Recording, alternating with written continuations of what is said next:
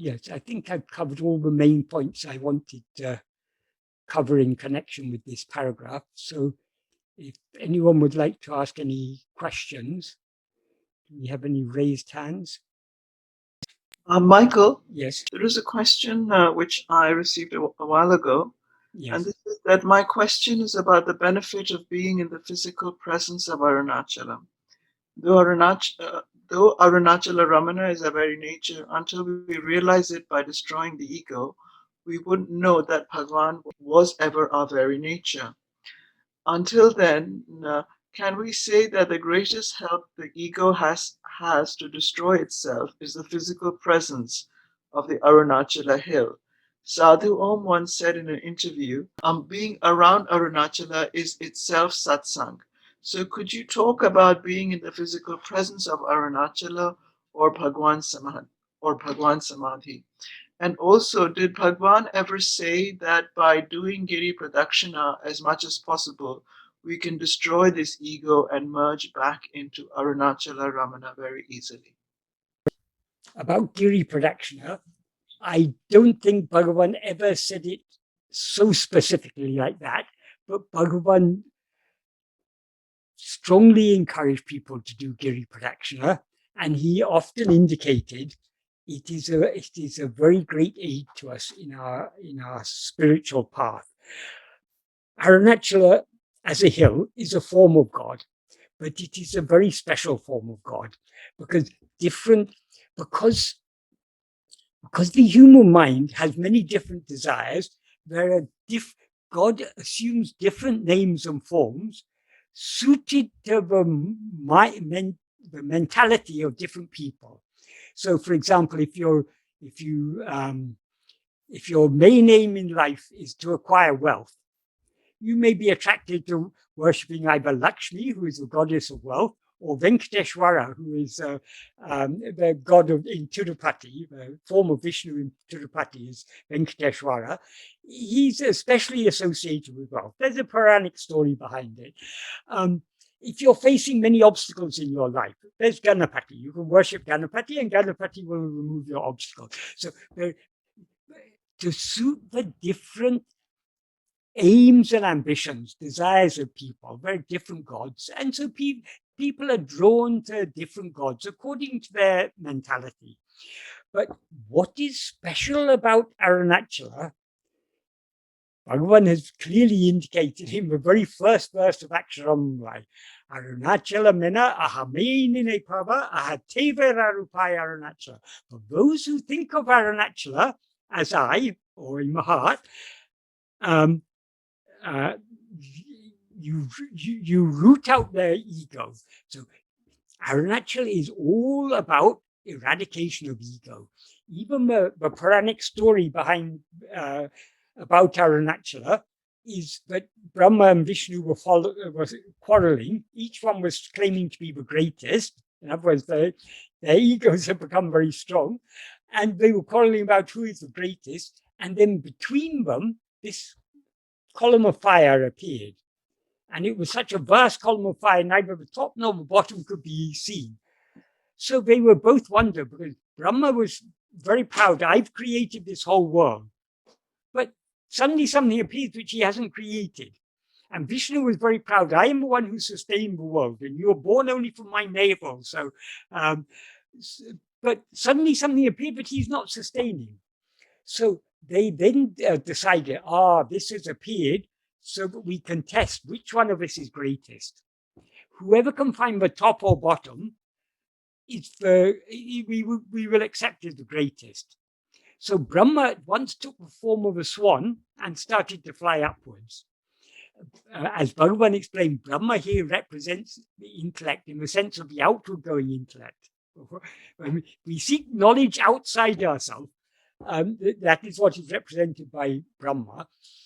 Vishnu took the form of a boar and started burrowing down into the earth, trying to find the feet of the column. The very fact that Brahma wanted to find the top and Vishnu wanted to find the bottom, the feet, itself shows the difference in their mentality. That is, Brahma wanted to find the top thing, he could be very superior, whereas Vishnu was seeking the feet. That shows, already shows that the humility is beginning to set in there. So Vishnu burrowed down for thousands of years. He couldn't find the bottom. As he was getting more and more tired, he began to think to himself how foolish we were, thinking that I am the greatest. We have forgotten Shiva. So it is. So here, this isn't to put down one god over another god. These are all there are tattvas that they illustrate principles. So here, Vishnu is representing ego, Brahma is representing intellect, and Shiva, who appeared as the column of fire, as Arunachala, represents Atma-vichara, our own real nature. So Vishnu began to understand, yes, because we forgot our real nature, we became infatuated with pride. So Vishnu decided it was foolish of us to claim I am the greatest.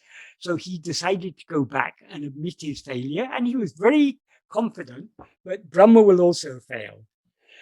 So he returned, and Brahma in the meanwhile was flying higher and higher, but getting more and more tired. And he was beginning to give up hope of ever being able to find the top, because he'd been flying upwards for thousands of years. And as he was getting tired and wondering how he could ever reach the top, he saw a flower falling. So he stopped the flower and he asked the flower, "Where do you come from?" The flower said, "I come from the top of a column." "Oh, so is it nearby?" "No, I've been falling." So the flower replied, "No, I've been falling for thousands of years. So you will never be able to reach the top." Then Brahma said, "Okay, but can you do me a favor?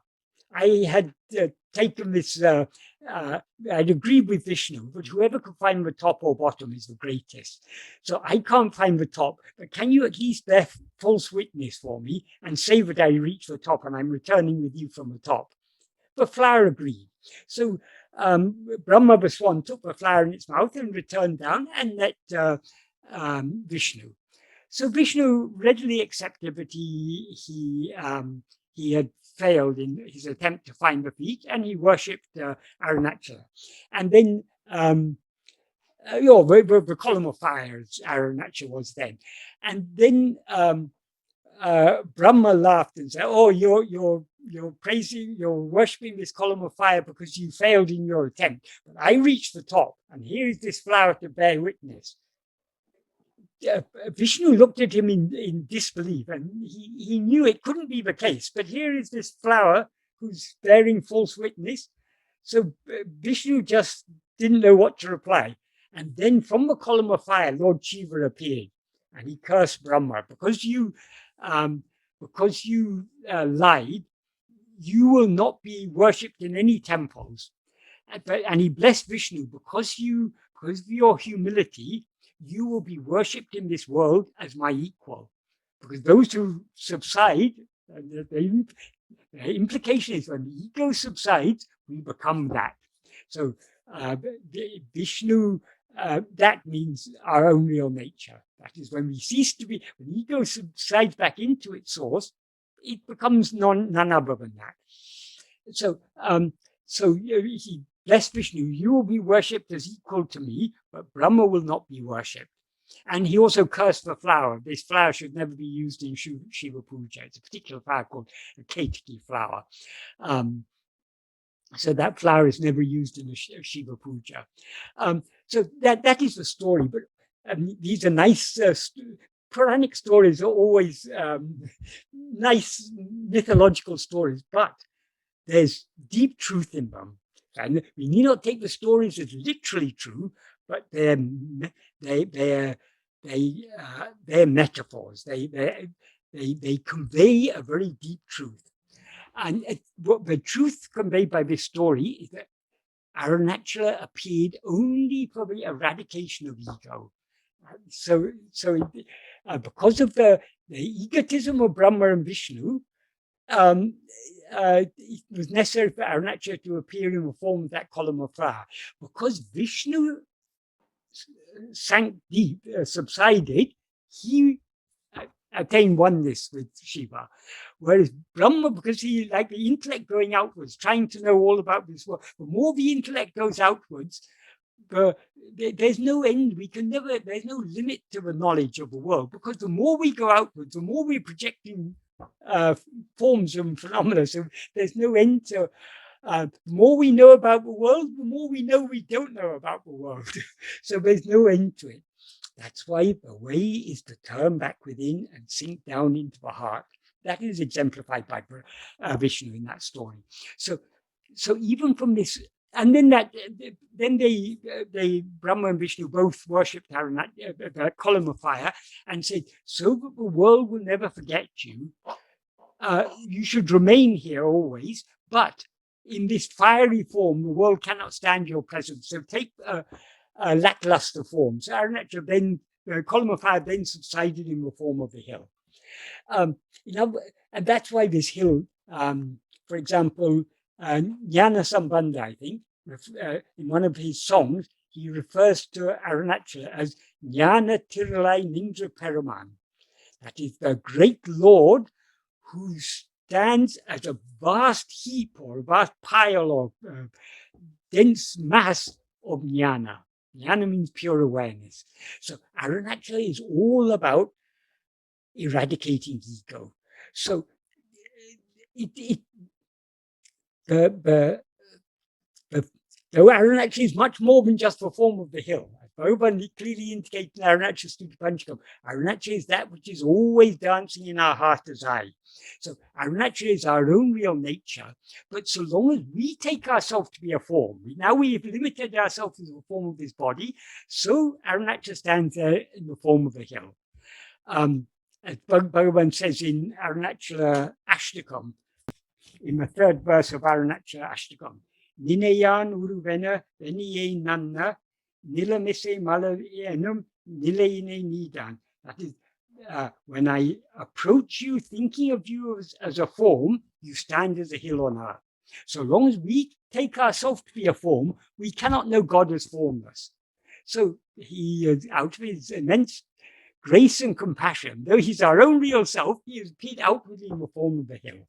And I think anyone who understands Bhagavan understands that Bhagavan is Arunachala in human form, and Arunachala is Bhagavan in hill form. So if we are attracted to Bhagavan, we cannot help but feel the power of attraction of Arunachala. So is it good to be in the physical presence of Arunachala? Yes, certainly it's very good. It may not happen.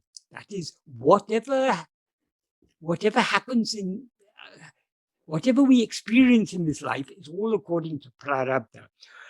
And prarabdha is selected by Bhagavan for our good. So whatever be best for us, that will happen. For example, I had the great good fortune to live for 20 years in Tiruvannamalai. For most of that time, I expected to spend the rest of my life in Tiruvannamalai. Bhagavan had other plans, so I'm no longer there. And I've only been able to go back once in the last 25 years or so. So these things are all according to destiny. But though it's good to be in the physical presence of Arunachala, it's not necessary, because another thing that is always said about Arunachala, Smaranat Arunachala, mere remembrance of Arunachala is sufficient. Once Bhagavan drew a picture of Arunachala Hill. You see it on the back of many, for example, I don't know if it can be seen here. But yes, on this book, this picture of Arunachala, this was drawn by Bhagavan, and underneath it he wrote a verse. Karuṇā ṇavamāyk karudak gatinal haruṇācalaśivam mīdām. That means this is Aruṇācalaśiva, which, being the ocean of grace, bestows liberation when merely thought of. So mere thought of Arunachala is sufficient. So it may or may not be our destiny to to be in the physical presence of Arunachalam. Even if it's our destiny to be in the physical presence of Arunachalam, it may be for 1 day, it may be for 10 days, it may be for every year. We don't know. Whatever it may be, it will be. But whether we are in the physical presence of Arunachalam or not, we can always think of Arunachalam.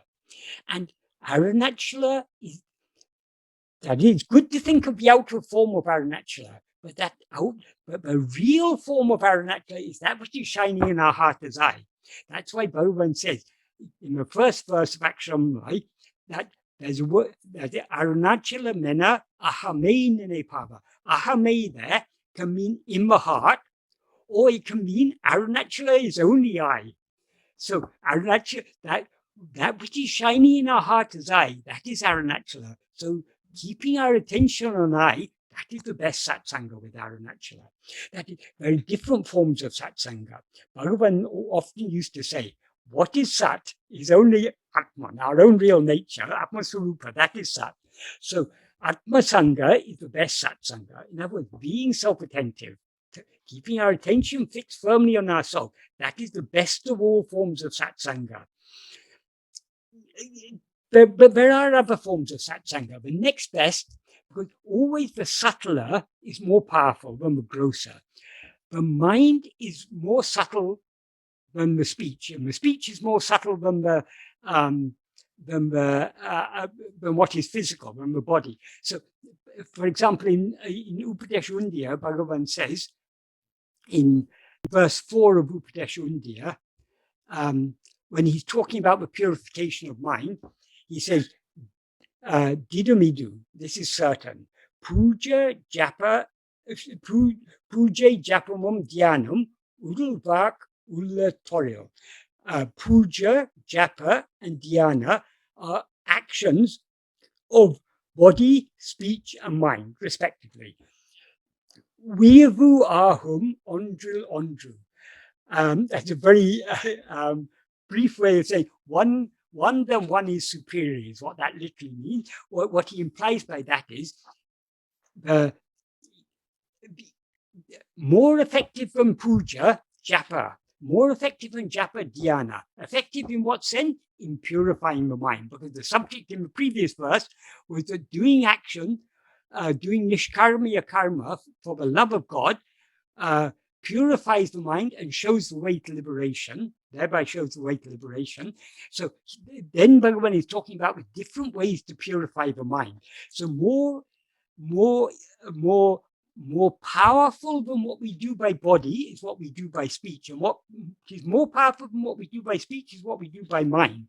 So if we want satsanga with Arunachala, best of all is to attend only to I, because that is the real form of Arunachala. If we want to, if our mind is going outwards, then we should think of the outward form of Arunachala. Or Arunachala is the embodiment of silence. That silence appeared in the form of Bhagavan to give us teaching in words. Why are the teachings in words necessary? Because our minds are going outwards. We don't understand the silent teaching of Arunachala. Bhagavan has said in verse 44, I think, of Akṣaramāṇamālai, what Arunachala taught him. He says, Tirumbi aham Tane dinamaha kankan terium endraneyan Arunachala. Or Arunachala, you said, turning within, see yourself daily. That means constantly with the inner eye. It will be known. So did Arunachala say that to Bhagavan? Obviously not, because Arunachala is a hill, so Arunachala doesn't speak.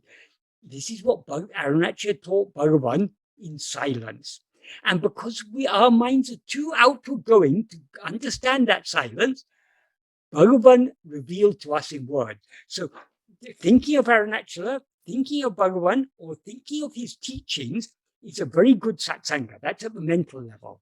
At the speech level, like we're doing now, we're talking about Arunachala, we're talking about Bhagavan, we're talking about Bhagavan's teaching. This is good satsanga at the speech level. Physical level, it's good if we have the opportunity. It's good to be in Tiruvannāmalai, to go around the hill, or if for one reason or other maybe we're too old or sick or something to go round the hill, we can at least go round Bhagavan's shrine. Or if we're not even able to do that, we can at least be in the presence of, really being in his presence is sufficient. So all these are good forms of satsanga, but the subtler is always more powerful. Why is the subtler more powerful? There's a very simple reason. Because the whole appearance of the world goes from subtle to gross. What is the first thing to rise? It's only ego. So that's the subtlest of all. The subtlest of all, of course, is our real nature, but of all things that rise, the subtlest is ego. Why? Because, as Bhagavan says, ego is just a formless phantom. In the view of that formless phantom, so many other things seem to exist. So ego is, the subject is always subtler than the objects. So the subject, ego, is more powerful than all other things. All other things derive their existence only from ego. So ego, being subtler, is that which lends its existence to other things. So other things derive their power only from ego. And ego, how things rise from ego? From ego, first things to rise from ego are vasanas. Vasanas means inclinations. So most of our inclinations are Vishayavasanas, that inclination towards Vishayas. So from the Vishayavasanas arise likes and dislikes. From the likes and dislikes arise desire, aversion, attachment, hopes, expectations, fears, and so on. From those arise thoughts. From thoughts arise words. From thoughts also arise the whole universe. So everything manifests from the subtler to the gross. So the subtler is more powerful. So the best satsanga with Arunachala is to attend only to I. The next best is to think with love about Bhagavan, about Arunachala, and most importantly about Bhagavan's teachings, because so long as our minds are going outward, Bhagavan's teachings are the most powerful things to push us back within. Or even Bhagavan, just looking at Bhagavan's eyes. When we look at Bhagavan's eyes, where is Bhagavan's eyes pointing us to? He's saying, look back at yourself. So likewise with the Arunachala, when we see Arunachala, Arunachala is always telling us, look back within, see who you are. So I hope this adequately answers that question. Srini, you've got your hand raised. Hi, Michael. Hi. Good afternoon. Thank you for giving this teaching. When I read this one, I'm just sharing what Bhagavan has given. Bhagavan. So when I read this teaching for the first time last few days ago, it struck me like very hard, and said I also spoke to one of my friends who is in Bhagavan's service. It seems like very powerful and very radical, because a lot of spiritual teachings in this world seems to talk more about like worldly sense and soul and God. It goes like a deeper into like a, if you see anything like a Vedic text and all, so they go deeper into the souls and God, like in different forms of God and praising God and a lot of things. But I feel that they miss that, or a lot of things miss the key thing about like Atma Swarupa is the real nature. It feels like, for me, it is just for my personal my understanding for this in this life so far. It means it feels that nobody, or until this point, it goes like, oh my God, I missed that real nature, this Atma Swarupa, and I'm just trying to wander about all everywhere, trying to find where is I, where is I, where is I, and without looking at in this here itself. Yeah. So is it something that, is it me because of my ignorance is thinking like that, or is it like the world is created in this way? I just my question is more about, is it something that why it is so much talk about this world, soul, and God, without giving that kind of deeper meaning of Atma Swarupa, or what is real? Bhagavan often explained, teachings have to be suitable to the taught. That is, you can't give the teachings that Bhagavan has given us. They're the very deepest and very subtlest of teachings. and most radical teachings, this will not appeal to most people. So the different levels of teaching are given to suit different people. For majority of people, some sort of ordinary religious teachings about God. God created this world, and if you don't behave yourself, you'll get punished, you'll go to hell, or you'll have a bad, your next Janma will be a bad Janma. In all religions, they teach more or less the same thing. It's not really even that is not understood by people. People think if I go to church, if I go to temple, if I go to mosque, and I pray regularly, and I do all the rituals, whatever it be, then God will be pleased with me. So I can whatever. I can cheat people, and I can make money in my business by all sorts of fraudulent means. Correct. So long as I've got God on my side, I'll be okay. So all these things, that is, as Bhagavan said, it's all according to the purity of the mind. The world is as we see it.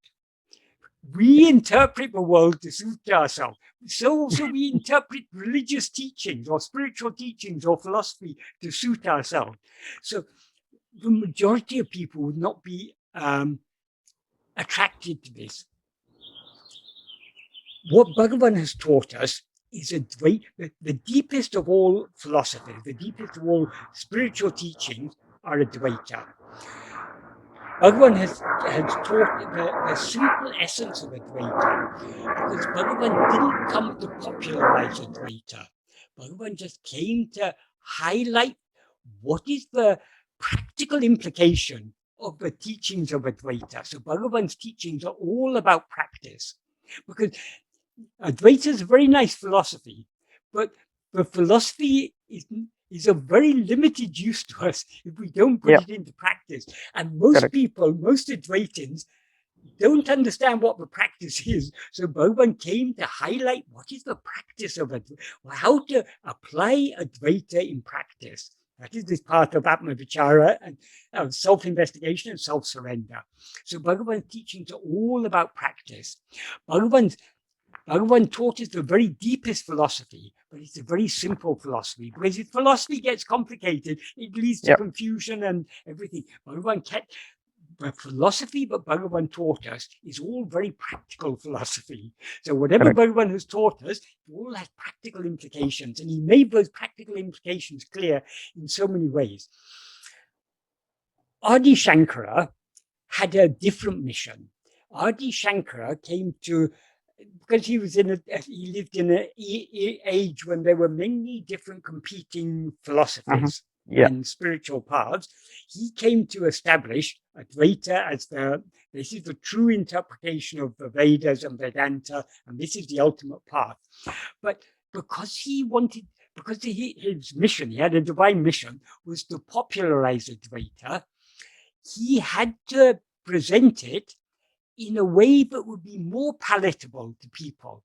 So in the vast majority of Shankara's commentaries on the Upanishads and everything, he teaches from the perspective of what is called Shrishti Drishti Vada. That is, that this world is created by God from such and such a thing and such a thing, and it's a much more complicated. It is Advaita, but a very roundabout Advaita. But he also, for example, he also wrote commentary on Gaudapada's Mandukya Karika. Gaudapada very clearly teaches Drishti Shrishti Vada. That is, that all this is just a dream. There's no difference between waking and dream. So Shankara wrote commentary on that, but for the majority but that's considered the very highest text. Most Advaitins say, oh, you shouldn't start with Mandukya Karika. You should first start with all the other texts, and that is the final. Bhagavan starts, that is where Gaudapada stops. Bhagavan starts off from the standpoint of Gaudapada.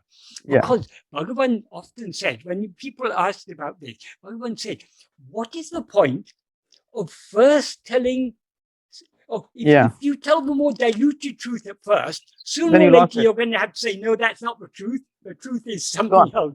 Why not start with telling the truth? Then if people are not ready to grasp that, then you can come down to their level. Correct. So Bhagavan always started from the highest. That's why when people ask questions, what was it? Bhagavan's Brahmastra, his great weapon was, who is asking this question? To whom is this problem? That is from the very beginning, he was trying to turn people's attention back to himself. But if people had a very outward-going mind, and but Bhagavan, there are so many injustices are there in the world. See, there's a war going on, and there are fascists in Europe, and all sorts of terrible things are happening in the world. Aren't we? And see, the foreign powers are ruling India, and all these, so many injustices are there in the world. Shouldn't we do something about this? Then Bhagavan said, God has created this world. He knows how to take care of it. You surrender yourself to him and let him take care of it.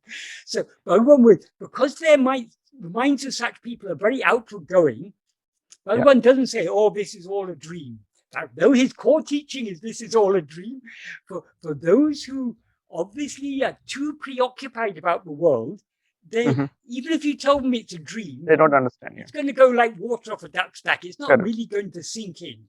So it's more appropriate to say to them, God has created the world.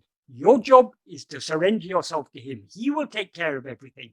So Bhagavan gives all spiritual teaching. I mean, Shankara obviously very clearly, but Shankara adapted his teachings according to the needs of the audience, because Shankara had to argue with so many other philosophers of other schools.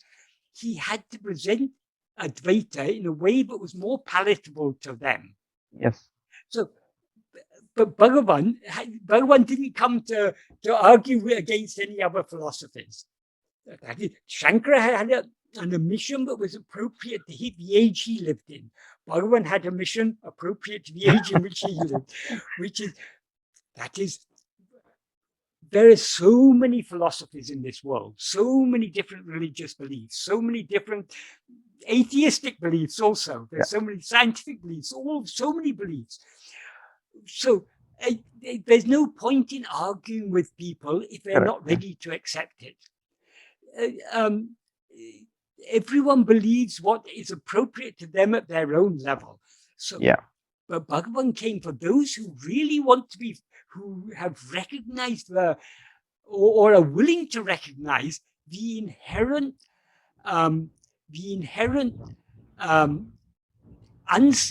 unsatisfactory nature of embodied existence. Correct. When we recognize that, if we truly recognize that and we want to be free of that, then Bhagavan has taught us the perfect path. He says, are you embodied? Who is the one who feels I am embodied? Investigate that one and all problems will be solved. Because we seem to be embodied only so long as our attention is going outwards. If our attention goes back within, the one who feels I am embodied will subside and merge back into its source. That is ego. Yeah, what I see is, even in my childhood, a lot of Indian people, we had the kind of like God is something somewhere in the sky, and he is driving everything, and you just have to be have the God fear, and he is creating whole thing, he's destroying it. So he has it is good in that sense, because when you are a kid, you cannot understand that Atma Swarupa in that subtle sense. But nowhere I didn't come across this kind of like powerful teaching about, like Bhagavan has given, like this is the truth, but this is the subsections. Nobody gave the kind of highest teaching and go from there. They always diluted in the song of this is a soul, this is the world is real, this God is real, everything. But they didn't tell like this, you are the God, or Atma Swarupa is the God. Once we've understood this, but there are different levels of spiritual teaching, and they are there to suit people of different levels of spiritual maturity. We don't have to be concerned about this. Correct. What we have come to Bhagavan, not to worry about the world and all the people believe this nonsense and that nonsense. What we come to Bhagavan for is Bhagavan says there's only one problem with this world. Tattvamasi, you have a problem and you have a solution. You just have to sort out your own house first, and then the whole world will be taken care of. I world always is feel nothing but it's our own. Bhagavan very clearly said, the world is nothing but a projection of your own Vishayavasanas. Correct. That is, the world consists of Vishayas. Vishayas means objects or phenomena. Yeah. Those objects or phenomena are nothing but a projection of our own Vishayavasanas. So correct. We have the root of, and whose Vishayavasanas are they? They are mine. So who is this me who has this Vishayavasanas get projected in this world? So Bhagavan is concerned only with bringing it back to source.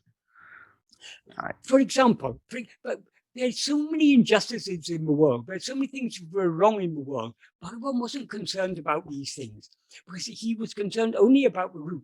There are some people who say, how can Ramana Maharshi have allowed segregation of Brahmins in the dining hall? The Brahmins sat behind the screen, and others. How Bhagavan allowed such caste? Bhagavan sat very carefully opposite the screen, but just slightly on the non-Brahmin. He could see both sides, but he was slightly on the non-Brahmin side. But because people believe in these things, Bhagavan doesn't come to disturb their beliefs. Bhagavan comes to tell us to question the one who has these beliefs. Yeah. Who is it who believes I am a Brahmin or I am a non-Brahmin? So Bhagavan's teachings are far deeper and far subtler. So the world will always have its problems. It will always be unequal. It will always be unjust. More so now than ever. See, had it ever happened before in history, but you get people with hundreds of billions of dollars. There are individuals in this world who have more wealth than whole countries. Correct. We live in such an unequal world. Yes. But what can we do about this? The problem lies, who is it who sees this unjust world? Yeah. So Bhagavan is always turning our attention back to ourselves, because the world will always have problems. That is, you solve one problem, you create another problem. Now we've got science and technology and so many things. Our lives are so much more comfortable and convenient than they were in the past. But what is the result? We've also got runaway climate change. And we're very soon going to be suffering the consequences of our foolishness. So this is the nature of the world. The world has always been a place of injustice and cruelty and suffering. Even if all people were good, the world would still be a place of suffering, because the nature of the body is it's born, it has there's a pain of birth, and there's a pain of growing up, and there's a pain of all the responsibilities of the midlife. And then in old age come all the diseases and all the aches and pains and the fast approaching death. So life is never perfect. Correct. And I feel Bhagavan is not trying to prove some theory or trying to please somebody like any other gurus or any other spiritual person. He is the highest one, and he just gives the powerful and realistic one. And how he takes it, it's like you have to be in that level to take it. I always feel blessed to come to the Bhagavan, because I don't need to go anywhere else, because I've been traveling and finally to the final destination said, I'm done. I don't need to worry about anything else. Because all these things were confusing for me, and I didn't get the real thing until I come to Bhagavan. Even we don't even need to study other forms of Advaita, because Advaita is understood in so many different ways by so many different people. Bhagavan has given us Advaita in the purest and, most importantly, the most practical way. He's highlighted what is the practice of Advaita, and whatever philosophy Bhagavan has taught us, he's taught us the philosophy that will be useful for our practice. Practice. That is what Bhagavan's teachings are all about. Thank you, Michael. Thank you. Thanks a lot. All thanks to Bhagavan. Thank you, Bhagavan. Yes. Hello, Michael. Hello.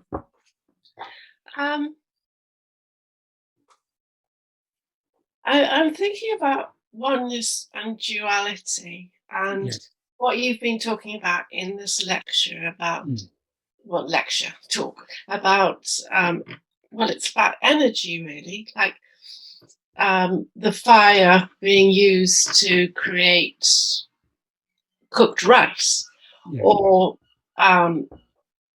Or the rope becoming a snake.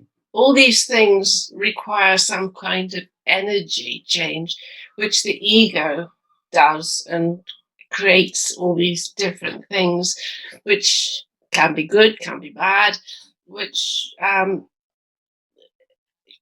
is taking from oneness into duality and all the multiple dualities in which we exist with and in.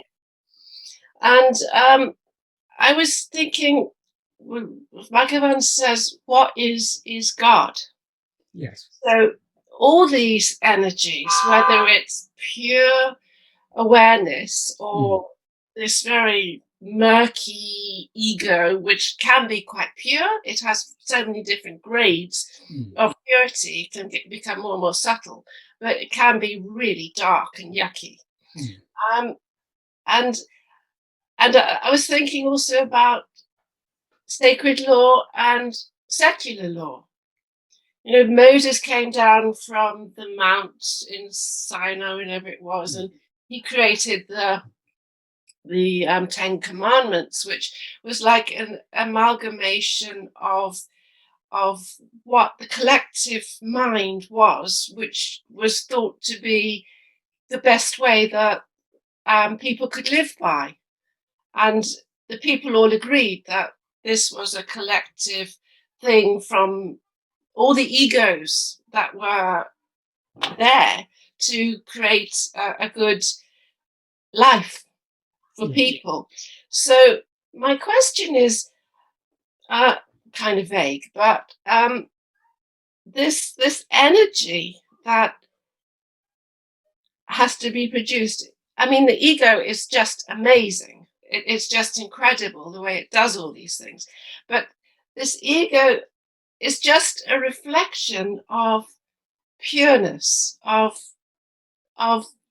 the ultimate divine. And how do we you spoke the other day about the different subtle levels of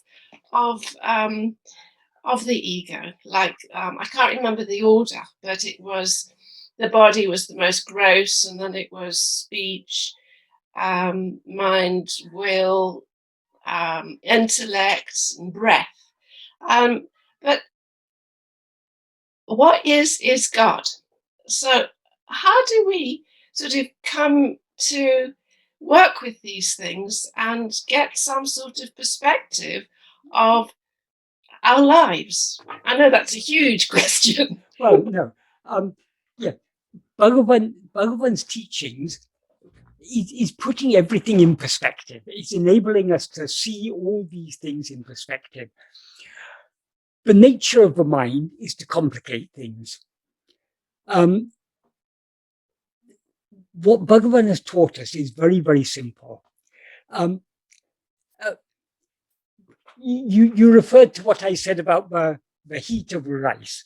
That is just an analogy for how something, if something is not an intrinsic property, it is a borrowed or derived property. That was just as an analogy I gave that. But how that's applicable to Bhagavan's teachings, everything derives its existence and hence its power or energy or whatever you want to call it. It all derives from ego. And what is ego? Ego is nothing but that pure awareness mixed with adjuncts. So that adjunct mixed awareness is what is called ego. And from that, everything else sprouts.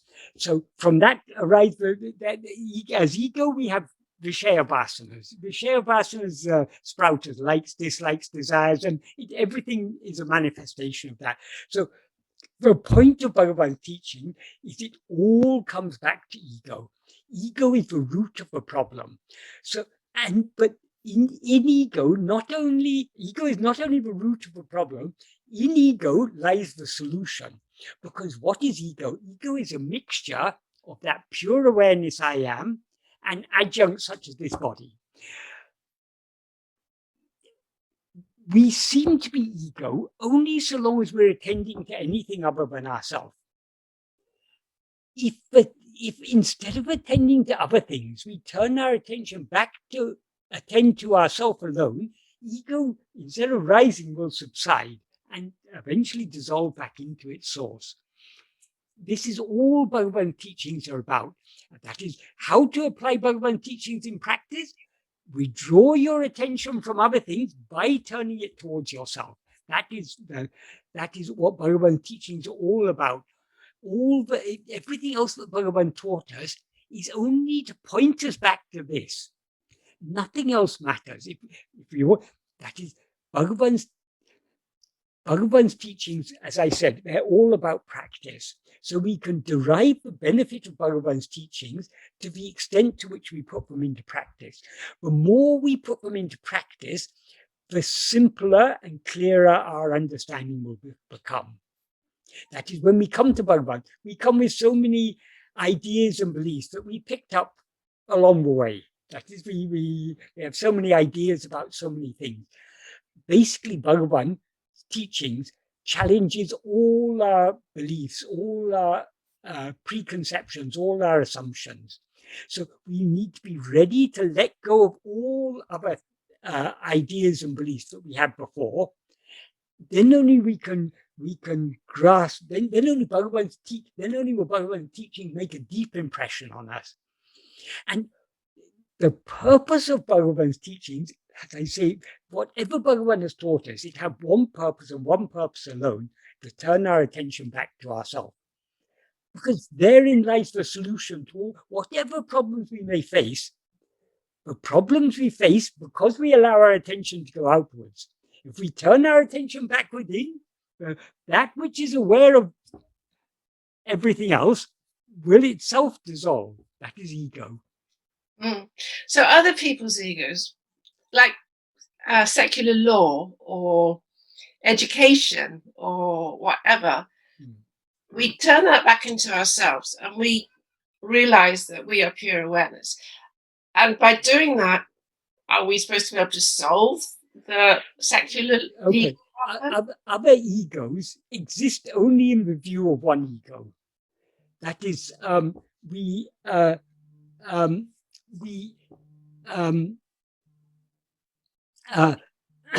in a dream, for example, you see so many people, and we assume every person has an ego.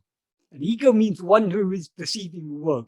But when we wake up from the dream, we know all those other egos exist only in the view of ourselves, the one ego.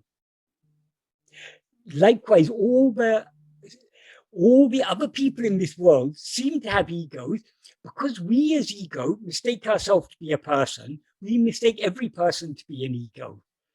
But actually, there is only one ego. We are that. That is what we need to investigate. Let's not worry about the egos of others, because those egos of others seem to exist only when we see them. That's all very well until you're in court and someone's attacking you. You're in court because you've allowed your attention to go away from yourself. So it's a lesson. Yes, everything is a lesson. If we understand things in the light of Bhagavan's teachings, whatever we experience in this world is reminding us who is experiencing this. Who is to whom did this court and all the problems in a court, to whom do all these appear? To me. Who am I? Right. So what did you say? I let it happen. What is going to happen is going to happen. We can't stop things happening. So let us not be concerned about it, is what I mean. Yeah. So it comes back to your idea with the arrow and destiny, and the energy that it starts and then it hits its target, and it's all just is meant to be. Yes, but that's not our concern. Bhagavan's teachings are all about taking our interest away from other things back towards ourselves. Why do we attend to other things? Because we're so interested in them. We need to lose interest in other things, because other things are just an appearance. Even we who are interested in those other things are just an appearance. What is real is only I am. Right. So all the philosophies, it's just because we're interested in them that we lose ourselves. And we need to... Yes. Okay, thank you very much. We lose ourselves in this world. Yes, and the mind just loves we've confined ourselves in ourselves. Yeah, and the mind just complicates everything more and more. So yes. The more we allow the mind to go outward, the more we'll be complicating things, and the more confused we get. Right. See, the vast majority of philosophies in this world, they're extremely complicated. They're not creating clarity, they're just creating confusion. Very much so. Whereas Bhagavan's philosophy is so simple. If we really grasp it, it clarifies things because it simplifies things. Because ultimately, as he says in this seventh paragraph, what actually exists is only our own real nature. So when only one thing exists, there's no complication. So Advaita is the simplest of all states. It's only when we allow for the appearance of multiplicity, then all complications arise. So when we allow our attention to go away from ourselves, there seems to be so much multiplicity, and therefore so much confusion and conflict and right and wrong and good and bad and pleasure and pain and life and death and existence and non-existence. All these pairs of opposites appear only when we allow our attention to go away from ourselves. But that is God as well, because all these dualities, yes, when we allow our attention to go in, that is God as well, because what is God. God alone exists. So, but is God one or many? One. If God is one, so long as you're seeing many, you're not seeing God as he is. And that's a reflection of God because of our egos, or the mess that's created. It is ego that sees the one as many. Right. If we want to see the one as one, we need to look at ourselves. Right. Because you yourself are God. Right. God is not something. If God was something other than you, there would be two. Right. So when I'm seeing mess everywhere, it's because my ego is seeing it. Yes. So simple. Thank you. So simple. So Bhagavan's teachings are incredibly simple. We just need to grasp what they're all about. And he gives a very simple solution also. When do we see multiplicity? When we look away from ourselves. But we are always one. So if you want to see oneness, look at ourselves alone. Yeah. But when you see the law, it is such a mess. This is because so many egos have come along. Yes. The whole world is a mess. Why? Because the world is nothing but our own mind. And our mind is a mess. Yeah. Lovely. Okay, thank you. So if we want to clear up that mess, look within, and then we will see that the one who saw the mess never existed, and therefore the mess never existed. What exists is only that perfect purity of mere awareness, I am. And silence. Yes, that is silent. That alone is real. Right. I'm going to build a tree house. Okay. Thank you. Okay. Shalini, do you want to ask the questions that you? Yes, there are a couple of questions. The first is it correct to say that the underlying essence of Swarupa is Satchidananda? Swarupa is Satchidananda. It's not the underlying essence. Swarupa and Satchidananda are just two different ways of describing one and the same thing. And the other question is, could you kindly explain Manole and Manonasa in the context of simultaneity, the seemingly simultaneous appearance and disappearance of world, soul, and God?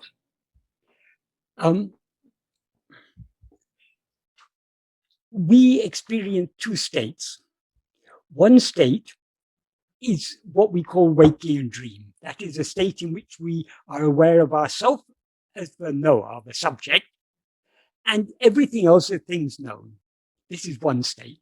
The other state is where there is neither this ego who perceives all these other things, nor are there other things perceived. That is the state we call sleep. Sleep is a state of Manolaya. the difference between manolaya and manonasa is manolaya is temporary, manonasa is permanent. The reason sleep is one form of manolaya, there are other types of manolaya.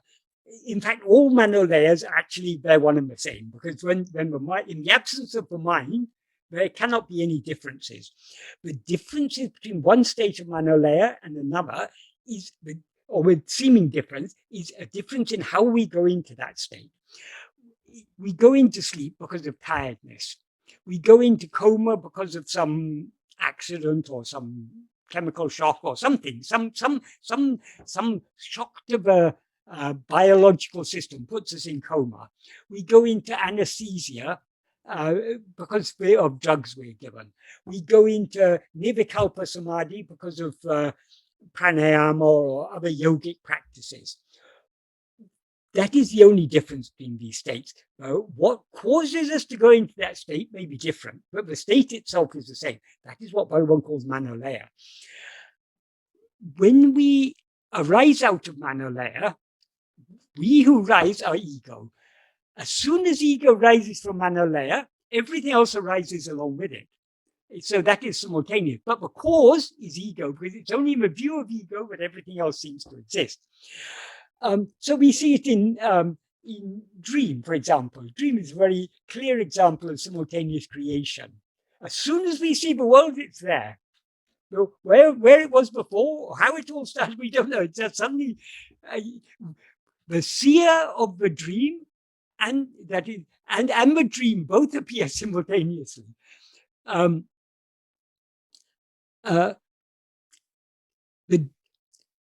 As I say, manolaya, there are many things that can cause manolaya. The most common one being tiredness. We have energy to continue projecting phenomena only for a limited time. We get tired and we need to fall into sleep. But there are other causes, as I say. So the difference in manolaya and manonasa, which is the important difference that we're concerned about, is that manolaya, we come out of it. So and nothing is achieved by manolaya. Even if Bhagavan told the story of the yogi who was in nirvikalpa samadhi for 300 years. And when he woke up from his nirvikalpa samadhi, he asked angry, where's my water? That is, Bhagavan said, the last thought that was in his mind before he went into nirvikalpa samadhi is the first thought that popped out. That means even most superficial thought was not erased. What about all the vasanas that underlie that and all other thoughts? So being in manolaya doesn't eradicate vasanas. So Bhagavan said nirvikalpa samadhi, it is of no use. That's why Bhagavan told that story, to drive home that point. Nirvikalpa samadhi is not what we are aiming for. What we are aiming for is eradication of ego. Eradication of ego is brought about by, now we are ego. We are now aware of ourselves as I am this body. So long as we attend to anything other than ourselves, we seem to be this body, and consequently we seem to be aware of other things. In order to eradicate ego must turn its attention back on itself to see what it actually is. What we actually are is just pure awareness. Ego needs to see itself as pure awareness. When ego sees itself as pure awareness, it once ceases to be ego, because ego is not pure awareness. Ego is pure awareness mixed with adjuncts. As soon as ego sees itself as pure awareness, the adjuncts have fallen off, and then ego sees what itself as it actually is. Immediately it ceases to be ego, it remains as pure awareness. In any state of manolaya, whether it be coma or anesthesia or sleep or nirvikalpa samadhi, what remains there is only pure awareness. But why ego is not destroyed in any such state? Because first ego subsides and then pure awareness remains. So since pure awareness shines in the absence of ego, it doesn't destroy ego. That's why in the waking and dream state, waking or dream state, when ego is active, we as ego need to see ourselves as we actually are. What we actually are is pure awareness. How do we see ourselves as we actually are? Only by keenly attending to ourselves. So long as we attend to anything other than ourselves, we're aware of ourselves as I am this body. We're aware that I am is mixed with adjuncts. If we turn back within to attend to ourselves alone, all other things recede into the background of our awareness, and eventually, when we attend to ourselves keenly enough, if we attend to ourselves so keenly that we cease to be aware of anything else, we are then aware of ourselves as pure awareness. As soon as we're aware of ourselves as pure awareness, we thereby cease to be ego. That is manonasa, destruction of mind. And though it's called manonasa, that is from our perspective. Actually, there's no such thing as manonasa, because there has to be a mind in order for it to be destroyed. There has to be an ego in order to be destroyed. But ego is destroyed when we see that there never was any such thing as ego. That is why Bhagavan said, liberation is eternal. It's not something that once I was in bondage, now I'm in liberation. If liberation was something that were to come at one time, it would also go, because whatever comes has to go. So liberation is our real nature. Bondage is just ignorance. It's just our failure to be aware of ourselves as the pure awareness that we actually are. That is what is called bondage. When we see that we are pure awareness, we will see we were always pure awareness. There never was any ego. I hope that answers that question adequately. Arun, would you like to? Yes. Vanakkam. Vanakkam. Vanakkam, Michael. Just a short question. Last time I quote a verse from Ramana Maharshi and the Path of Knowledge in Tamil. Mm. This is the book in Yes, Tamil. yes. And you said, and you talked about Devaraj Mudaliya. Yes. He misunderstood and translated. Yes. But this book is written by Arthur Osborne. So Yes. what's the relation with Devaraj Arthur Mudaliya? Osborne wrote that book. Yes. He drew on other sources. So Arthur Osborne didn't know Tamil. So Yes. he relied on translators. And also, he relied on other books that had been published before that. So Devaraj Mudaliya's Day by Day, and his recollections. But anyway, these I don't know exactly the order in which these books were published. But these were all published within 10 or 15 years of Bhagavan's passing away. So Osborne was drawing on other sources. One of the sources he was drawing on was Devaraj Mudaliya. Okay, because for me this is correct version. I guess this is said by Bhagavan, because he said everything is written when you're born, so you can't do anything except to decide this is, you are the body or not. Yeah, this is, as I say, Bhagavan said, that is, what Bhagavan said, we need to understand it in the context of karma theory. What is predestined is prarabdha. Prarabdha is predetermined. Whatever we are going to experience in this life, whatever is going to happen to us, it is going to happen. It cannot be avoided. And what is not going to happen to us, it's not going to happen, however much effort we make. Bhagavan made that very clear in the note he wrote for his mother. So prarabdha is entirely predetermined. But prarabdha is just one among the three karmas.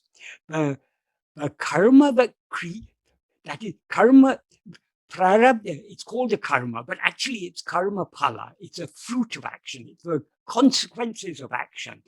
The actions that create phala, are the fruit, is agamya. Agamya is the actions we do by our will. In other words, the actions we do under the sway of our vasanas. Those are the actions that create fruit, that get stored in sanchita, that are later allotted for us to experience as prarabdha. What is allotted for us to experience as prarabdha, that is what is predetermined. So according to Bhagavan, we have freedom of will, and there is also whatever we experience is predetermined. So there's no contradiction between the fact that we have freedom of will and the fact that whatever we experience is predetermined. Because they're two different domains. Prarabdha determines what we are to experience. Our will determines what we want to experience and what we try to experience.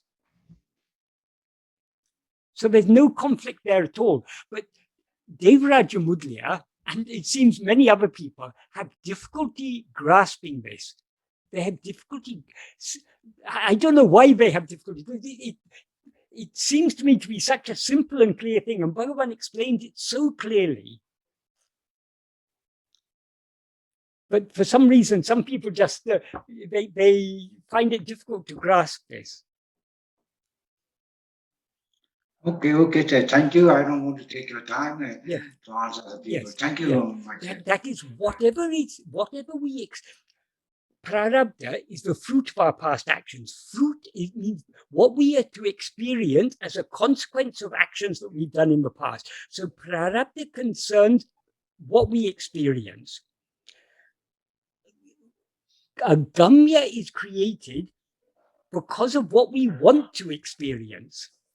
So there's no conflict between the two.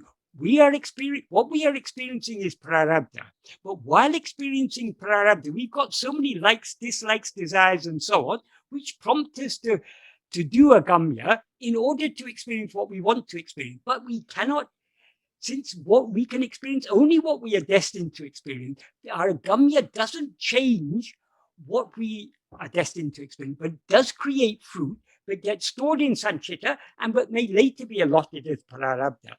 But we don't have to be concerned about prarabdha because it's already predetermined. We cannot change that. The actions that we have to do in order to experience our prarabdha will be made to do, as Bhagavan says. Avarava prarabdha prakaram adhikanavan angangiritu ashvipan. According to the destiny of each person, he who is for that will being in each place, in other words, in the heart of each person, will make them act. So what is destined to happen and what we have to do in order to experience that will be made to do. So we need not be concerned about that at all. Agamya is the action we do by our will. How to stop doing agamya we need to curb it at the level of our will. We need to stop allowing our mind to be swayed by vasanas. It's the vasanas that take our attention away from ourselves. Only when we've allowed ourselves to be swayed by Vishayavasanas do we do agamya. So as soon as we allow our attention away from ourselves, our mind, speech, and body are being driven by our Vishayavasanas to a greater or less extent. We are not bound to follow the Vishayavasanas, but because vasanas means our inclinations. We are free to choose whether to allow ourselves to be swayed by this inclination or that inclination. So we have freedom. But so long as we are allowing our attention away from ourselves, we are to a greater or lesser extent under the sway of one Vishayavasana or another. So we are doing agamya. But what is harmful? Even the agamya is not the real harm, because agamya will give phala. And that phala will be, as Bhagavan says in Upadesha verse 2, Vinayin vilevu, vilevitu vittai, that is the fruit of karma will perish. That is, when we experience the karma phala, it has thereby come to an end. But what remains is the vittu, the seed. What is that seed? That seed is the vasanas. So the problem we need to deal with is our vasanas. And of course, the root of the vasanas is ego, because whose vasanas are they? They're only ego's vasanas. So Bhagavan makes very clear in verse 2 of Upadesha Undiyā, but what causes us to fall in this great ocean of action is the seeds, that is the karma vasanas. And the karma vasanas are nothing but the expression of our Vishayavasanas. So long as we have an inclination to experience Vishayas, we'll have an inclination to do actions in order to experience them.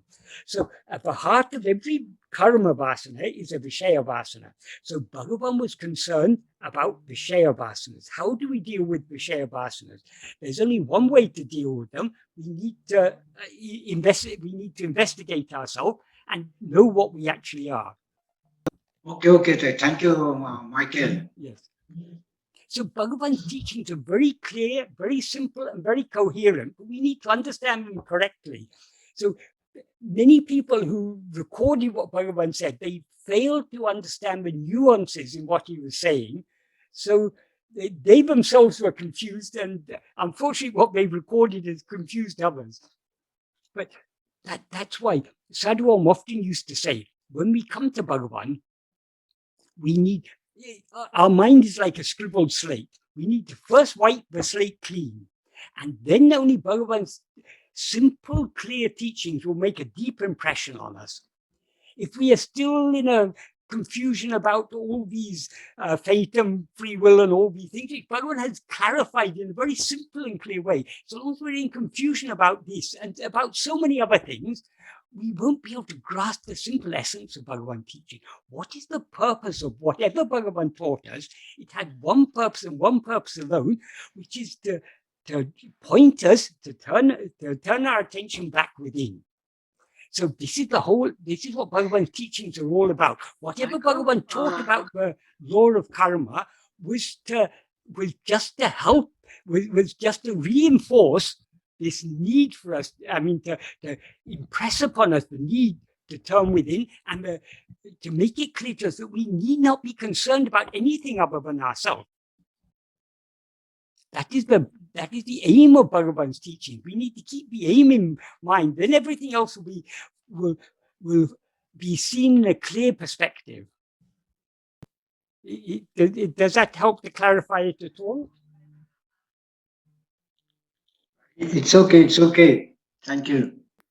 If you want to understand clearly what Bhagavan taught about karma, if you read the book Śrī Aruṇācala, in English it's called the Path of Sri Ramana, but in Tamil it's Ramana by Sadhuam, there in the final chapter, he explains very, very clearly what Bhagavan taught about the law of karma. And if you read that, that will clarify whatever doubts you may have, because it's written there very clearly and very simply, using the words that Bhagavan actually used in Tamil. Which book, please, in Tamil? What's Ramana Maharshi. In English, the translation in English, which book? Path of Sri Ramana. But it's much better to read it in Tamil. It's by Sadhuam. This is the book I'm referring to. Wait a second. You see? Okay, Śrī Aruṇācala. Okay, Thank you. Śrī Aruṇācala. That's the best book for explaining Bhagavan's teachings very clearly and very simply. Okay. How do we get that book, Michael? This is the Tamil version of Path of Sri Ramana. It's at present the English version is out of print because it's the translation is being revised, and there's a lot more in Tamil than there was in the earlier English edition. So a new English edition will be coming out after a few months. It's called The Path of Sri Ramana. Yes, I can't buy this book now because Ramanachalam is closed. Yes, but if you Google Arunachala Ramana Book Trust, you can order it from Arunachala Ramana Book Trust. Okay, thank you. So the question is, world, soul, and God appear simultaneously and disappear simultaneously. Is it to awareness that they appear and disappear simultaneously? Awareness alone exists, so world, soul, and God only appear in awareness. Thanks. Yes, but we need to be clear what the awareness to which they appear is the soul, ego. That's why I say, though the world, soul, and God appear simultaneously, they appear only in the view of ego. Because if something appears, it has to appear in the view of something. Pure awareness, the real awareness, is not aware of anything other than itself. That's why it's called pure awareness. It is just the mere awareness I am. Only when we are aware of ourselves as I am this body, are we consequently aware of other things. This is what Bhagavan teaches us in verse 4 of Uludunapadu. What he says in verse 4 of Uludunapadu is, if oneself is a form, the world and God will be likewise. That is, Uruvam Tanayin, Uluhu Paramatran. If oneself is not a form, who can see their forms and how? So it's only when we rise as ego and consequently experience ourselves as the form of a body that we are aware of other forms. And the world and God, as separate entities, are only forms, names and forms. So these names and forms appear only in the view of ego, because the ego mistakes itself to be a name and form. So it's only in the view of ego that they appear, not in the view of pure awareness. Pure awareness is the ground, the base. This is what Bhagavan says in verse 7 of Uludunapadu, which I referred to. What he refers to there as the Eden, the basis for the appearing and that which shines without appearing and disappearing as the basis of a ground for the appearing and disappearing of the world and ego. That alone is the real substance. That alone is what actually exists. That alone is pure awareness. So in the view of pure awareness, there is no world, soul, or God. It's only in the view of ego that there seems to be world, soul, world, and God. If we as ego turn our attention back to see what we ourselves actually are, we will see that we are just pure awareness and that there was never any appearance of world, soul, or God. I hope that answers that question adequately. Yes, thank you, Michael. Right. Very clear. Right. There's a question from G. So it says that having read most of Bhagavan's books, he seems to say that we are not the body or the mind, or the feelings or consciousness. In practice, what is it that one must focus on if none of the above? It does not seem to leave anything. Can you clarify as your understanding from the text you have read? Right. Bhagavan does say we're not the body or the mind or the feelings. He doesn't say we are not consciousness.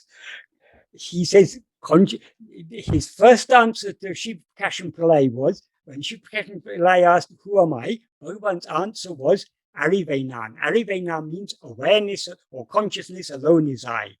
So what we actually are is just consciousness in the sense of pure consciousness. Now, but what we now experience as ourselves is not pure consciousness, but pure consciousness mixed with adjuncts. Now we are aware of ourselves as I am this body. In this mixed awareness, I am this body, what is real is only I am. So I am, I am is our fundamental awareness of our own existence. That is the ground. That is the ground on which everything appears. That is the screen on which everything appears. So that is what we need to investigate. So of course, we first need to understand what we are not. We are not the body or the mind or any feelings or anything. We are not. Whatever appears and disappears is something other than ourselves, because it appears and disappears to whom? Only to me. This is why Bhagavan gave this very precious clue. Whatever may appear doesn't matter. To whom does it appear? That is what we need to investigate. So, or if there were no body, no mind, no feeling, an example is sleep. In sleep, there's no body or mind or feelings, but we remain there. That is what we were in sleep. That is what we are trying to investigate now. Unfortunately, because we now mistake ourselves to be a body, though we existed as pure awareness in sleep, because of our present ignorance of ourselves, because we are now aware of ourselves as I am this body, that's something other than what we actually are, our recollection of what we experience, of the pure awareness that we experienced in sleep, is somehow clouded over. So though we're aware that we exist and that we knew we existed in sleep, we cannot clearly, our mind cannot clearly grasp that. But here and now in the waking state, what we experienced in sleep was only I am. That same I am is shining even now. So that is what we need to investigate. As I say, I am means our fundamental awareness of our own existence. So not any object, the subject. To whom do all these things appear?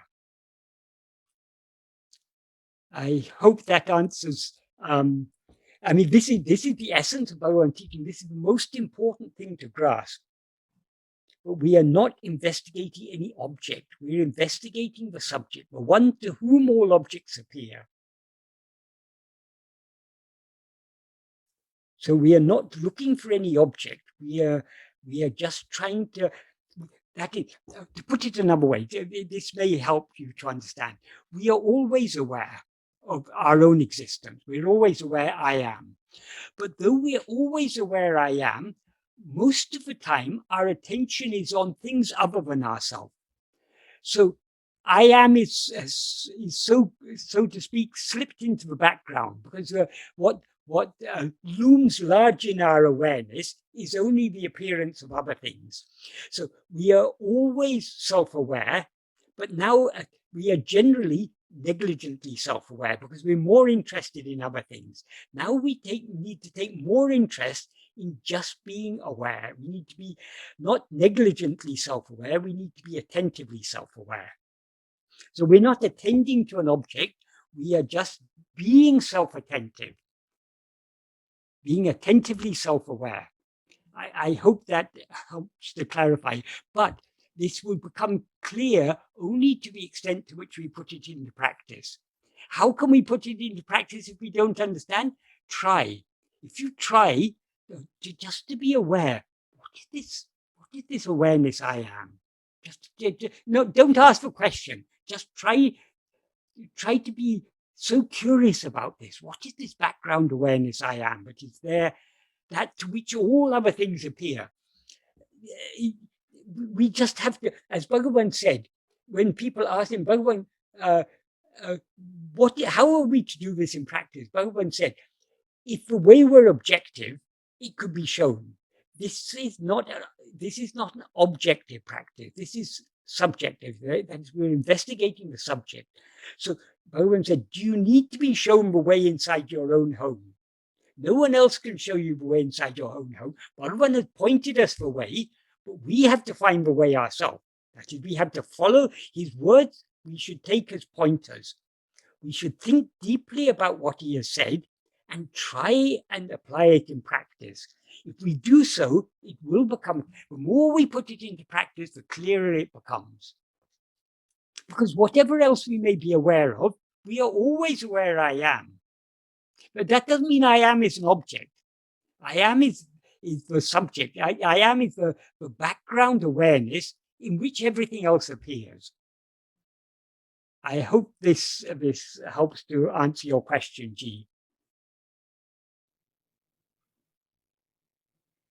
And also you had asked one other question. I'll read that one and answer it. You said, Bhagavan also states that this state, which I do not understand, should be maintained throughout the day. But how, when your work involves thinking to complete tasks, I see difficulty in this. Can you explain? Whatever work you may be doing by mind, speech, or body, you are always aware, I am doing this. So I am is the background of whatever else we may experience, whatever else we may be doing. The background in which all this appears is us. It's only within ourselves, within this I am, that all these things appear. So we need to be, even in the midst of other activities, we can be attentively self-aware. At first, it seems difficult when we because it seems to us that we need to think in order to complete tasks. But actually, according to Bhagavan, if a task is to be done, if it is to happen according to destiny, our mind, speech, and body will be made to do that task. So the more we cling firmly to self-attentiveness, just to be attentively aware of ourselves, the more we will find that the tasks that are to be done, they go on according to destiny. We need not be concerned about them. But it's all a matter of how interested we are, how much eagerness we have just to be aware of ourselves, not aware of other things. That is, we're not trying to push away awareness of other things. The more we attend to ourselves, the more other things recede into the background, and eventually they'll all disappear, and what will remain is only pure awareness. So we're not to fight with thoughts, we're not to fight with vasanas or anything. All we are to do is to cling firmly to I am. Just be self-attentive. Everything else will be taken care of. I hope that helps a little, G. But as I say, you have to think deeply about what Bhagavan has said and apply it in practice, and it will become clear. That's why Bhagavan called this the path of vichara. Vichara means investigation. When we start off on an investigation, how the investigation is to proceed is not clear. But the more we investigate, the clearer the way becomes. So, Shalini, were there other questions? Yes, there are a couple. It says, could Michael please talk about depression and anxiety, and if Bhagavan addresses the dark night of the soul, so to speak, as part of the path in his teachings?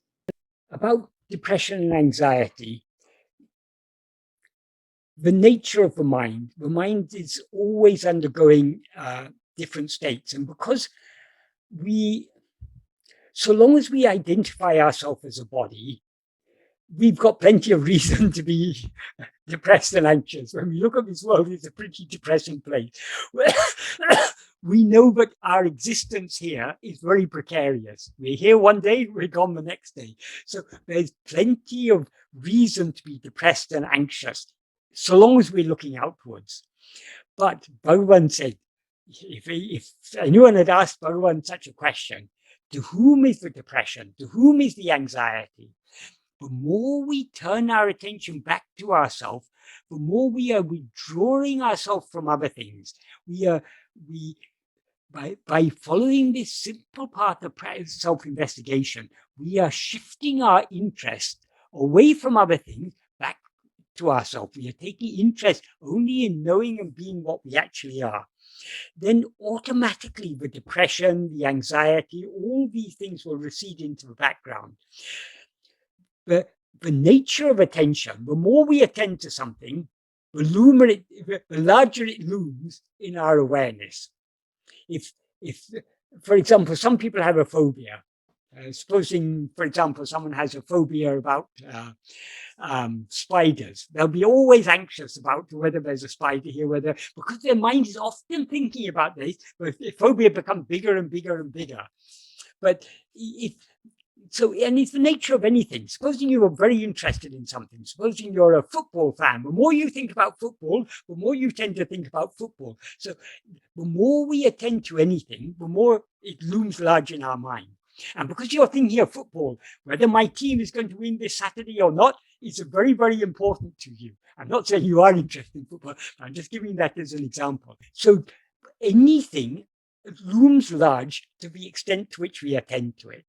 So if we attend to ourselves, ourself doesn't mean ourself as a person, what we actually are, the fundamental awareness, that will loom large and everything else will become unimportant. So this is the way, Bhagavan's path is the perfect path to deal with depression and anxiety, or with any unwanted state of mind. In fact, it's the way to deal with the mind itself. If we consider the mind to be unwanted, which it is, I mean, the mind is a source only of trouble. In sleep, we are without mind and we're perfectly happy. In waking and dream, there is mind and all sorts of problems. So to separate ourselves, to withdraw ourselves from depression, anxiety, or any other state of mind, this path taught by Bhagavan is most effective. Sorry, there was another part of the question. I've just forgotten what it was. Could Michael please talk about depression and anxiety, and if Bhagavan addresses the dark night of the soul, dark night of the soul. The dark night of the soul. That is, when we are on this, any spiritual path, experiences may occur. Experiences of all sorts. The dark night of the soul is a particular type of experience that some sadhakas go through in the course of their sadhana. But it doesn't matter what experience may arise. To whom does it appear? That is, Bhagavan's teachings are all about turning our attention back to ourselves. So whatever we on Bhagavan's path, in some spiritual paths, like in yoga and other spiritual paths, they're seeking particular experiences. In Bhagavan's path, we are not seeking any experience. We are seeking to know the reality of the experiencer. Who am I? So whatever experience may appear, that is only a distraction. Let us not be distracted by any experience. To whom does it appear? To me. We turn our attention back to ourselves. So in Bhagavan's path, if we want to go deep in this path, we've got to be single-minded, one-pointed. Our only interest should be in knowing who am I. Let samadhi come and go, let dark night of the soul come and go, let ecstasy come and go. All these things are, anything that comes and goes is not real. It's not ourself. What is real, what is ever existing is only I am. Let us cling to that I am and be unconcerned about depression, anxiety, dark night of the soul, ecstasy, samadhi, this bliss, that bliss. All these things need not concern us, because we want to know what is, not what appears and all these things appear and disappear. We're not always anxious. We're not always depressed. We're not always in the dark night of the soul. So none of these things are real. What is real is only what always exists. That is I am. That is what we need to cling to.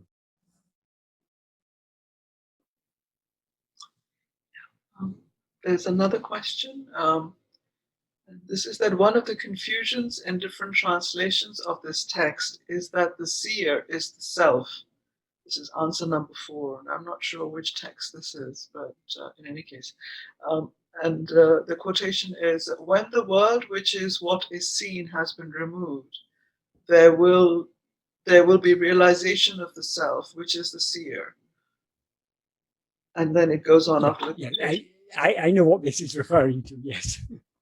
And then it says that, on the other hand, the seer is the ego, because everything appears only to or in the view of ego. Can you please elucidate this? Right. I did actually talk about this in the context of a few months ago when I spoke about the 3rd paragraph, because who am I was originally questions asked by Shiv Kashyapalaya and answers given by Bhagavan. When Bhagavan rewrote Who Am I as an essay, he refined it. And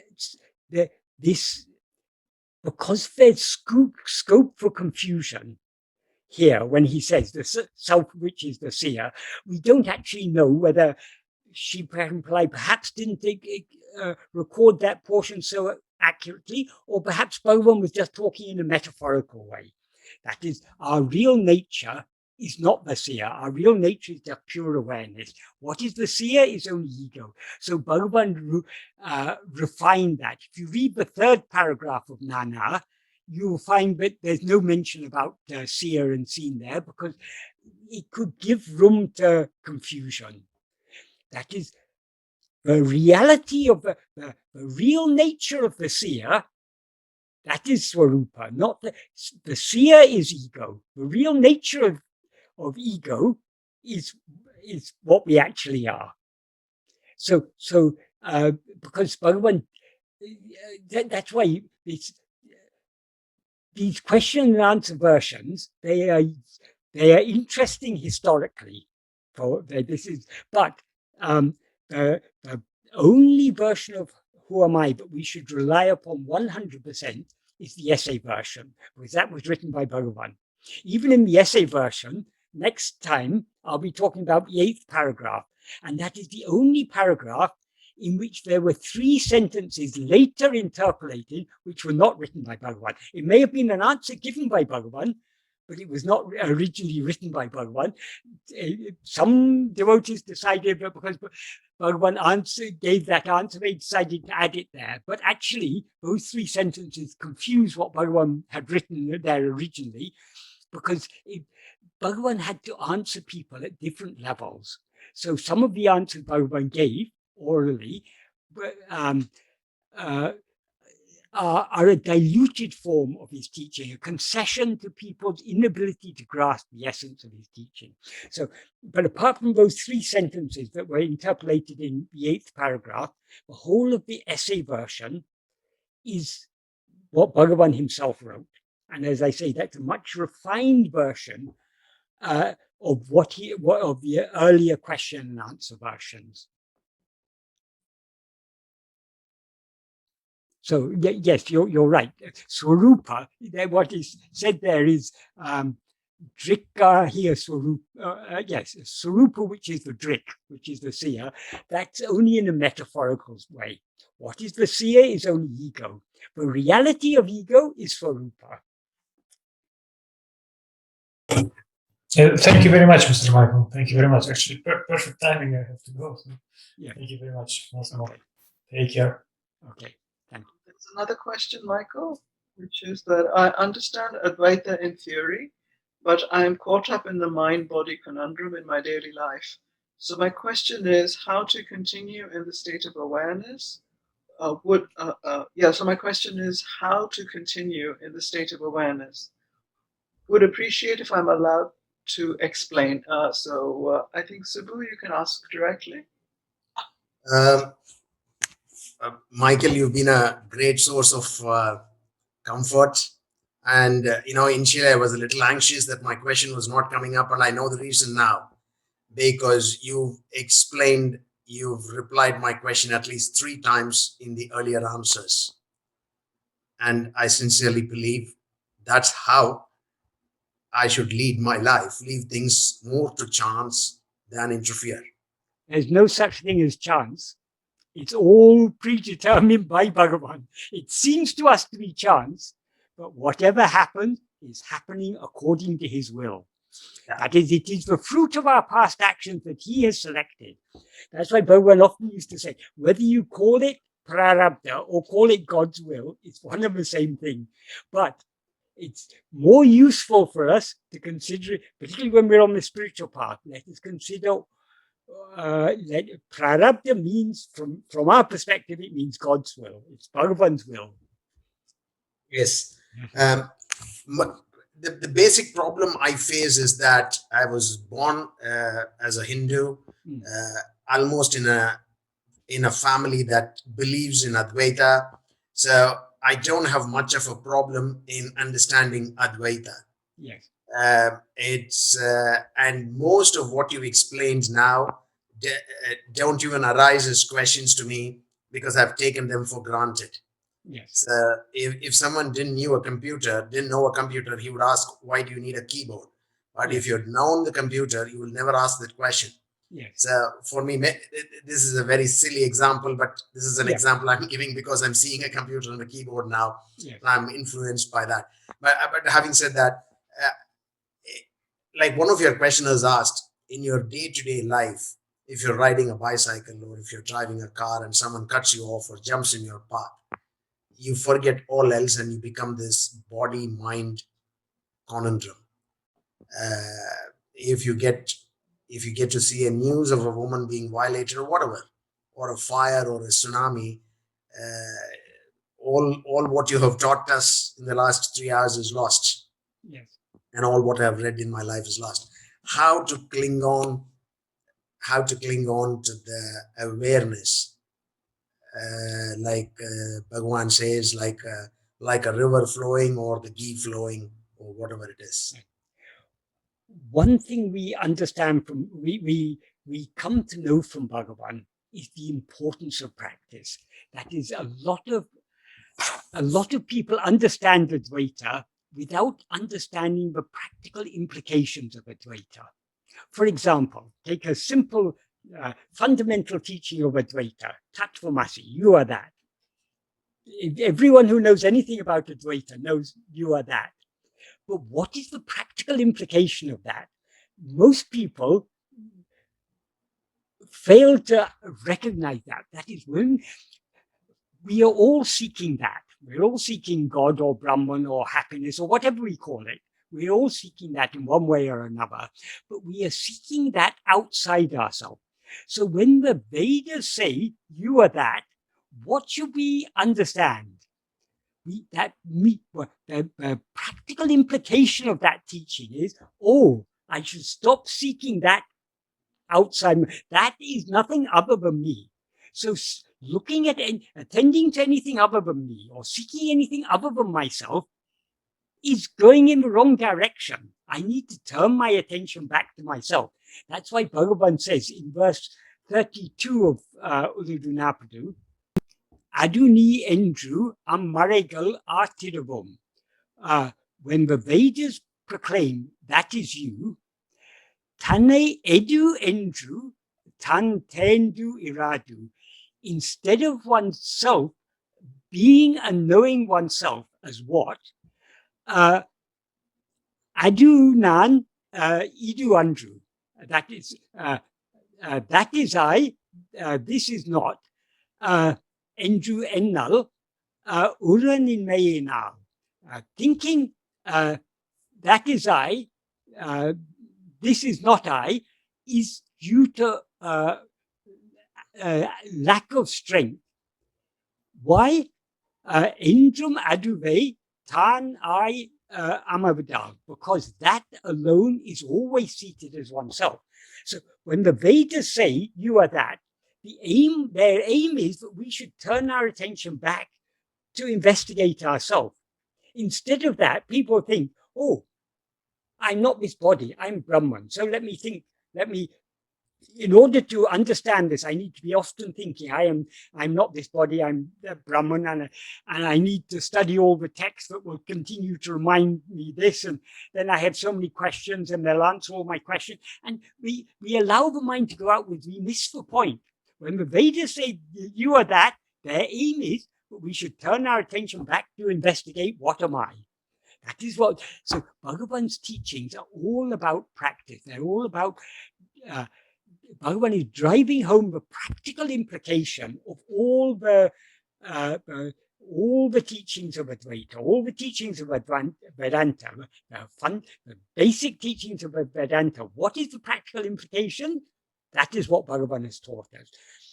So, yes, so long as we allow our attention to go away from ourselves, we experience ourselves as a body. So when we hear of calamities, we feel sorry. Oh, we're very happy. We know at least I'm not in that position, but we feel very sorry for those who are in that position. When we hear of violence against women, we find it very distressing. When we hear about the number of people who are dying of COVID, we find it very distressing. All these things will disturb our mind, so long as we allow our mind to go away from ourselves.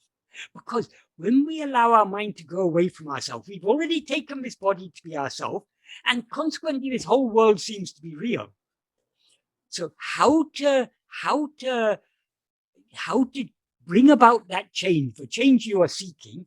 The only way is patient and persistent practice of what Bhagavan taught us, namely being self-attentive, clinging fast to Swarupa Dhyana, as he says in the 10th paragraph.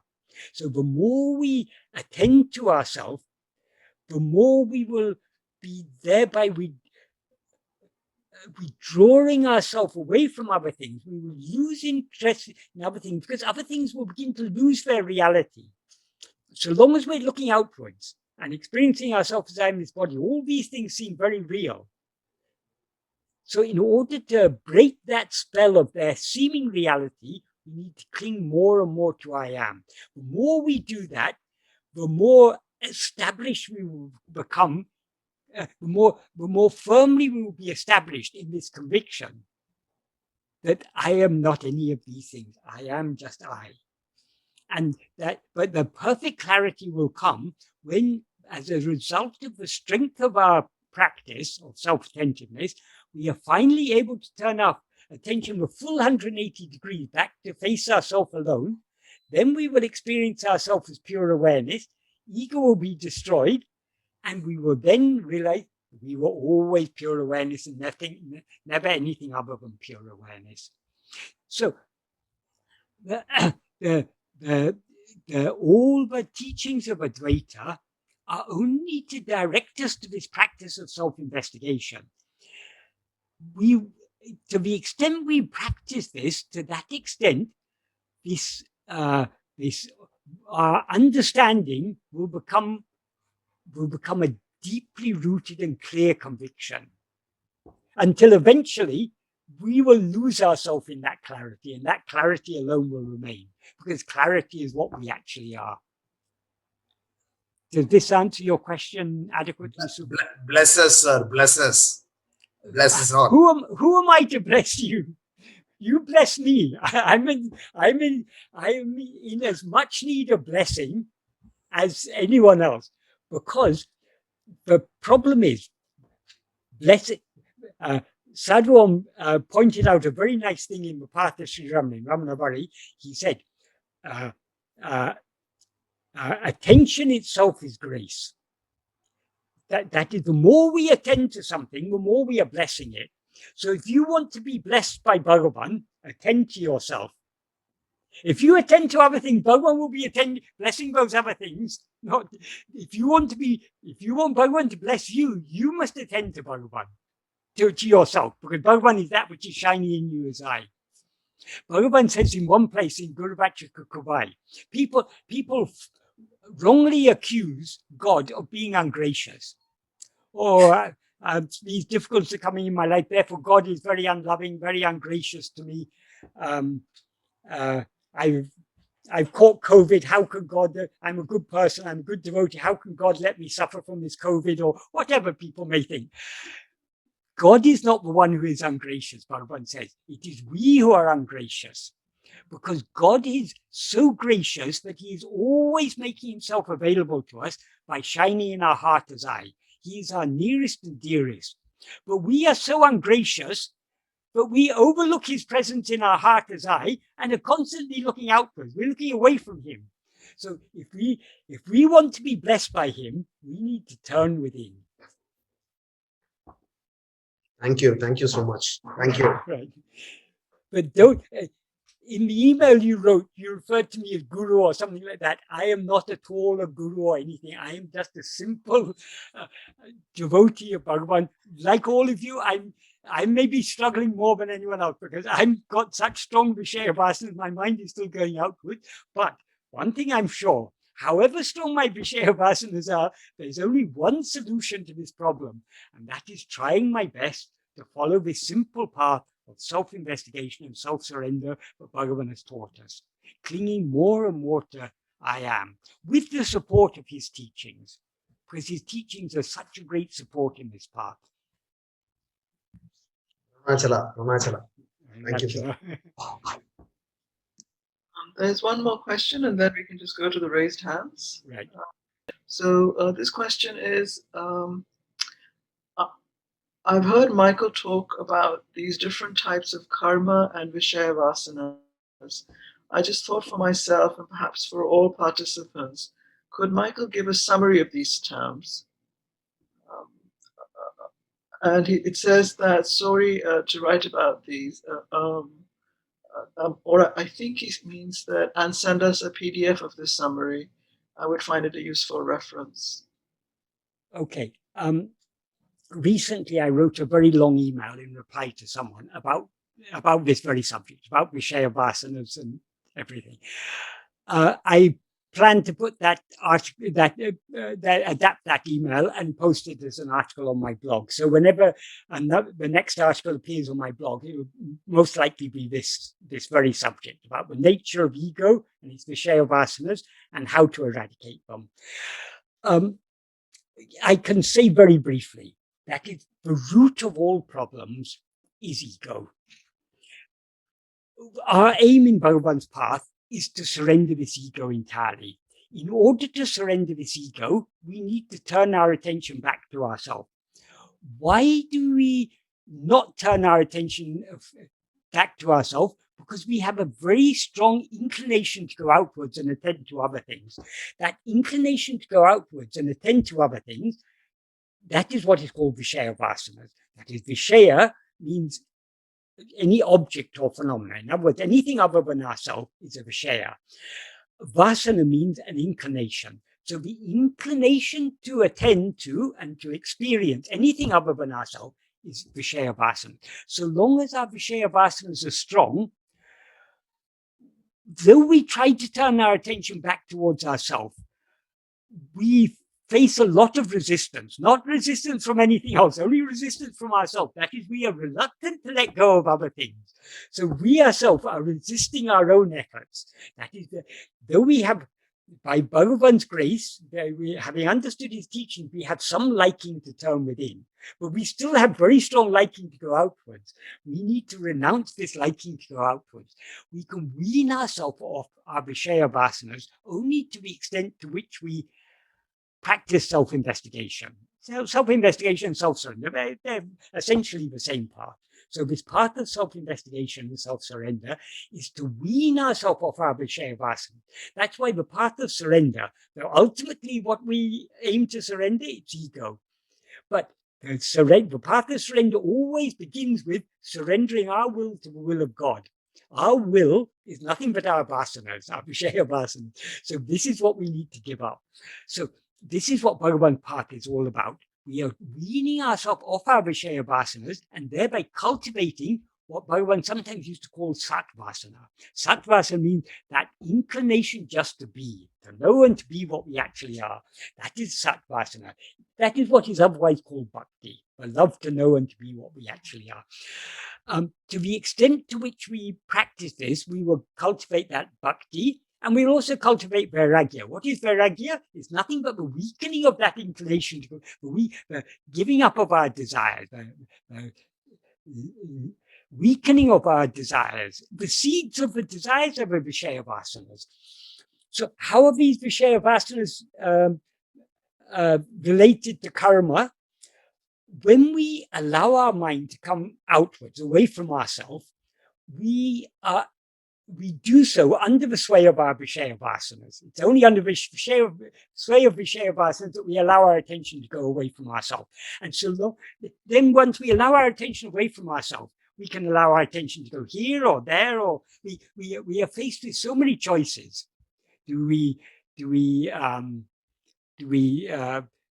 listen to a talk about Bhagavan's teachings, or do we watch a cricket match, or do we talk about politics? We have so many options. Our mind can take interest in so many things. So we have the freedom whether to be swayed by this vasana or that vasana, or by no vasana at all, by turning within. So so long as we allow our mind to be swayed by Vishayavasanas, that leads to thoughts. Well, Vishayavasanas, when we're under the sway of Vishayavasanas, the Vishayavasanas first sprout as likes and dislikes. Then the next level of manifestation is desire, aversion, attachment, hopes, fears, and so on. And that gives rise to grosser thoughts. And the thoughts give rise to action by speech and body. So whatever actions we do by mind, speech, or body under the sway of our Vishayavasanas are what are called agamya. And agamya are those actions that bear fruit. That fruit gets stored in sanchita. From that sanchita, Bhagavan, for each life, he selects those fruit that will be most conducive to our spiritual development. That is that selection of fruit is what is called prarabdha. So whatever we experience as prarabdha is carefully selected by Bhagavan for our own good. So, as I explained earlier, Bhagavan has very clearly indicated in verse 2 of Upadeshundya what is the cause for our falling in this great ocean of action, of doing agamya, creating fruit that gets stored in sanchita, which we then have to experience as prarabdha. And while experiencing prarabdha, we do more agamya. And it's an endless, Bhagavan describes it in the Sanskrit version of verse 2 of Upadeshandya. In verse 2 of Upadeshandya Saram, Kriti Mahodadova, great ocean of action. So we are made to fall in this great ocean of action. Why? Unfortunately, because Bhagavan wrote in a shorter meter in Sanskrit, he missed these important words in Sanskrit. In Tamil, he's given the key words, vittai, as seeds. The seeds that make us fall in this great ocean of action are the vasanas. So all karma begins from the vasanas. The vasanas are the problem. And whose vasanas are they? They are ego's vasanas. So how do we eradicate these vasanas? Only by turning within and holding fast to I. Because so long as we attend to ourselves, ego will subside. And when ego subsides, its vasanas will subside along with it. So this path Bhagavan has taught us, this is the perfect solution to all our problems. So long as we allow our attention to go away from ourselves, we are caught up in this great ocean of action. If we want to escape from this great ocean of action, what is the way? By clinging firmly to I am.